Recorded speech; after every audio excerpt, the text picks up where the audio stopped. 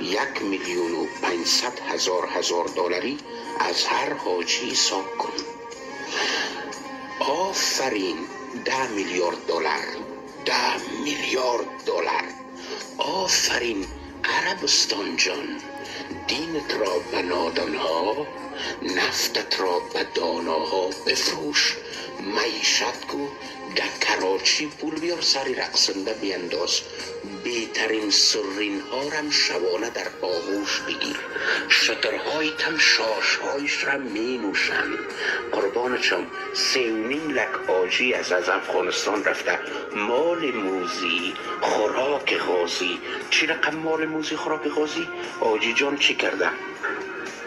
گفتیم زنکه پس پایش اما قمقه کفیدگی. در طول عمر هیچ چیز را نده. امشبک دلش شده که 1 کیلو گوشت گوسفند بخره خانه ببره، امو را نخریده.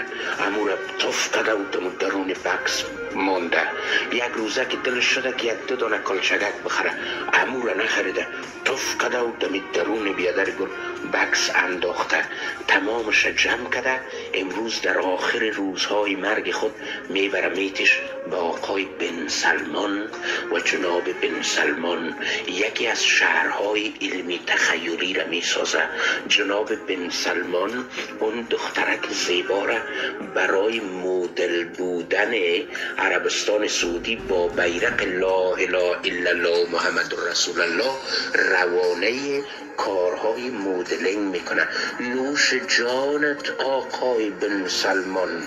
مال موزی خوراک غازی چه کیفی میکنه. خصوصا پولهای این آجی های افغانستان که از کورین تبودی به دست آمده. بنوشین ای اعراب عزیز، چون عقل دارین. دین بر نادانها و نفت بر داناها میفروشین. و وضعیت چی رقم است؟ چندی پیش در عربستان لباسهای شنای زنا به فروش رسانیده شد و این در حالی است که مکتب برای دختر من 1001 روز است که بسته است.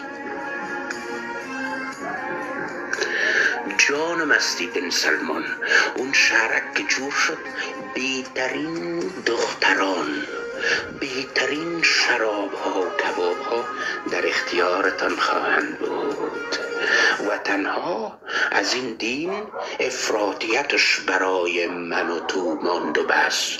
تنها از این دین احساساتی شدنش به موت ماند و بس. تنها از این دین وحشتناک بودنش به موت ماند و بس. سایبان دین در عشرت بزرگ. امین امشب در خزانه بن سلمان 10 میلیارد دلار از پول حجاج عزیز نقش میبنده و امضا میکنه که ببرین خشت بخرین، ببرین سمنت بخرین و بسازین اون شهرک علمی تخیلی مره. جان